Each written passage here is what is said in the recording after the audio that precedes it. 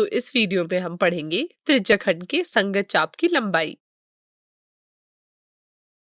क्या आपको याद है कि एक त्रिज्याखंड का क्षेत्रफल कैसे निकालते हैं? हमने जस्ट अभी सीखा है इसके बारे में। त्रिज्याखंड का क्षेत्रफल ज्ञात करने का सूत्र होता है theta by 360 degree into pi r square, जहां थीटा त्रिज्याखंड द्वारा केंद्र पर बनाया गया कोण है। तो अब आप ये बताइए, क्या आप इस त्रिज्याखंड के संगत चाप की लंबाई बता सकते हैं? चलिए एक एक विधि मतलब यूनिटरी मेथड की मदद से संगत चाप की लंबाई ज्ञात करने का प्रयास करते हैं। ध्यान दीजिए, जब केंद्र पर बने कोण का माप 360 डिग्री है तो चाप की लंबाई 2 पाई आर है, क्योंकि 2 पाई आर वृत्त की परिधि है। अतः जब केंद्र पर बने कोण का माप 1 है तो चाप की लंबाई 2 पाई आर बाय 360 डिग्री है। इसलिए जब केंद्र पर बने कोण का माप थीटा है तो चाप की लंबाई 2 pi r by 360 degree into theta होगा।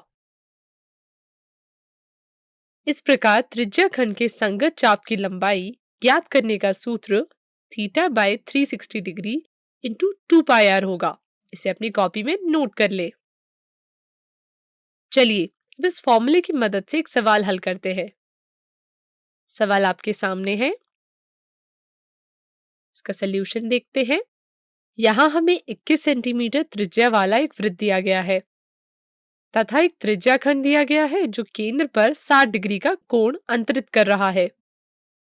मान लीजिए कि वृत्त का केंद्र O है और OAPB त्रिज्याखंड है और यहाँ हमें चाप APB की लंबाई ज्ञात करनी है।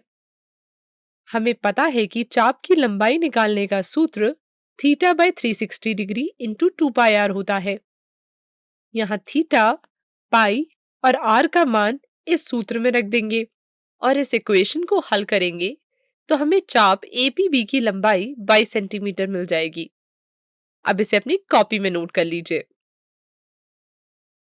अब हमने त्रिज्याखंड के क्षेत्रफल और उसके संगत चाप की लंबाई ज्ञात करना सीख लिया है। तो चलिए अब एक प्रश्न का उत्तर दीजिए आप।